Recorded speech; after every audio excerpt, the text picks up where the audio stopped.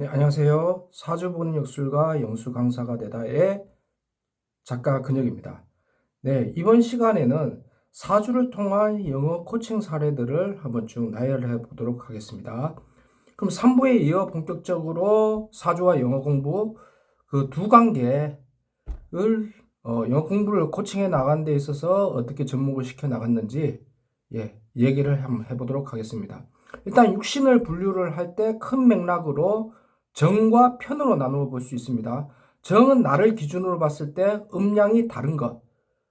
편은 뭐냐면은 나를 기준으로 봤을 때 음량이 같은 것을 편이라고 얘기를 합니다.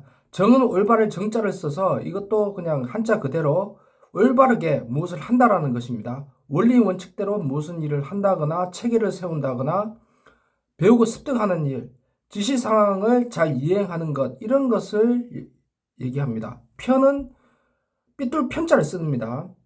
창조, 창의력, 발빠른 행동, 순발력, 이런 것을 의미로 두고 있습니다. 둘 다 장단점이 다 있습니다. 그러면은 사주에 편이 많은 사람은 국어 공부에 굉장히 유리할 수 있습니다. 상관과 마찬가지로 글을 읽고 빨리 문맥을 파악하는 능력, 발빠르기 때문에 그런 쪽으로 능하기 때문에 국어 공부하는 데 있어서는 굉장히 유리할 수 있다. 하지만 영어 공부를 하는 데 있어서는 취약할 수 있다라는 것입니다. 왜냐하면 영어는 가장 기본이 단어이기 때문입니다. 편이 과다하면은 상대적으로 이제 정이 약하기 때문에 원리 원칙대로 어떤 일을 해야 하는 암기에는 약할 수 있습니다. 그렇기 때문에 영어는 먼저 단어가 암기가 되어야 한다는 것입니다. 단어 암기가 되었다면 이것을 기초로 해서 교과서 각 장에 있는 각 장에 있는 단어를 암기를 했다면은 그 장에 있는 본문 암기를 해야 합니다. 본문 암기는 문장의 형식을 이해하는 데 있어서 굉장히 중요하다고 볼 수 있고요. 문법을 파악하는 데 있어서도 굉장히 중요한 역할을 합니다. 예. 제가 편이 많은 학생 중에, 그러니까 인수가 없었어요. 인수가 없었고 편이 많은 학생 중에 영어 공부를 시켜본 적이 이제 여러 번 되는데, 당연히 연월 일시를 세워서 사주기 등도 다 세웠었죠. 이게 이제 뭐냐면은 편이 많은 학생들이 뭐냐면은 단어를 제대로 공부를 하지 않고 뭔가 편법을 이용을 해서 뭔가 다른 방법으로 무엇을 얻으려 하더라 이겁니다. 이것이 좀 제일 답답한 부분이었는데, 이러한 학생들의 어떤 영어 코칭 방법은 일단 무조건 단어 암기를 시킵니다. 계속 돌립니다. 숙제로도 내주고 또 매일 단어 검사도 하고 반복이죠. 무한 반복이죠.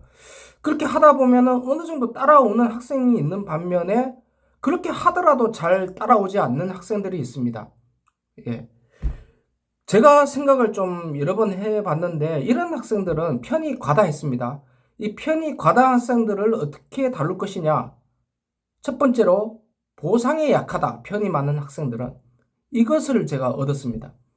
편이 과다한 학생들의 어떤 단점도 있고 장점도 있고 이렇게 있지만은 우선 장점은 약삭 빠르다, 순발력, 창의력, 잔머리를 잘 굴린다. 분명 장점이 될 수 있겠죠.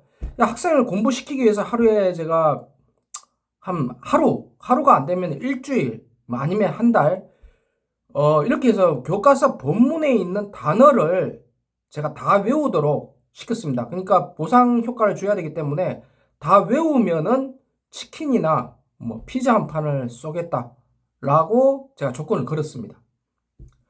공부를 하기 위한 어떤 일종의 충격요법이라고 볼 수 있겠죠. 이 학생이 하루는 아니었지만 며칠 만에 단어 암기를 다 했더라고요. 예. 수거는 다 외웠냐? 단어만 외우라고 해서 수거는 미처 외우지 못했습니다. 그럼 됐다. 이렇게 얘기를 했고요. 그러면은, 그 다음 단계로, 본문 암기를 해라. 본문 암기를 해라. 근데 단어 암기도 됐으니까, 본문 암기를 다 하면은 문화상품권을 주겠다라는 조건을 제가 걸었습니다. 이게 영어는 단계별 수업이기 때문에, 장기적으로 볼 때는 이런 것들이 별 도움이 안 될 수도 있다고 저는 생각을 하는데, 이게 단기적으로 봤을 때는 굉장히 효과가 컸습니다. 만약에 중간고사가 있다, 기말고사가 있다, 대비를 하기 위해서는.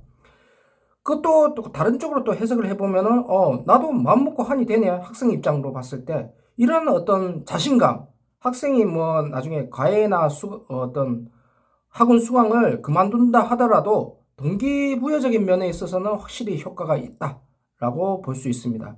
물론 본문 단어를 그러니까 본문 단어나 뭐 어떤 본문 어떤 전체를 암기를 시킬 때 문법과 문법 어떤 본문 해석은 당연히 공부를 선생님 입장으로서 시키겠죠. 문법을 꼼꼼하게 본다거나 해석을 할 때. 그때 이제 편이 편중되어 있는 학생들은 펜으로 잘 메모를 하지 않습니다. 이게 정관이 있는 학생들은 확실히 뭔가 올바르게 원리 원칙대로 해야 된다는 생각에 항상 이렇게 펜을 놓지 않고 쓰고 정리를 하는 습관이 있는데 이게 편이 편중되어 있는 학생들은 그런 부분이 약했습니다. 그때 제가 이제 또 꼬북꼬북 줍니다. 또 편이 편중되어 있는 학생들을 보면은 저는 그런 학생들에게 절대 화를 내지 않습니다. 웃으면서 부드럽게 펜을 쥐어줍니다.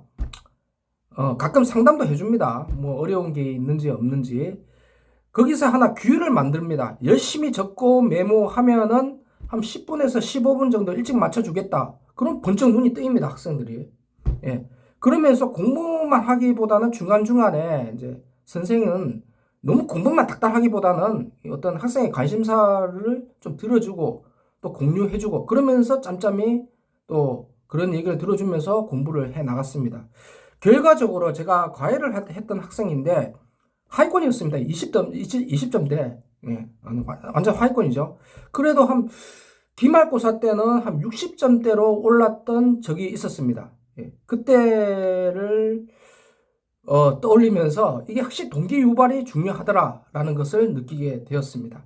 그러면 이게 중고등학교 학생 할 때의 과외나 학생 수업을 할 때 얘기고 초등 저학년 학생들을 수업을 할 때의 사례들을 한번 쭉 나열해 보도록 하겠습니다. 네, 시청해 주셔서 감사합니다.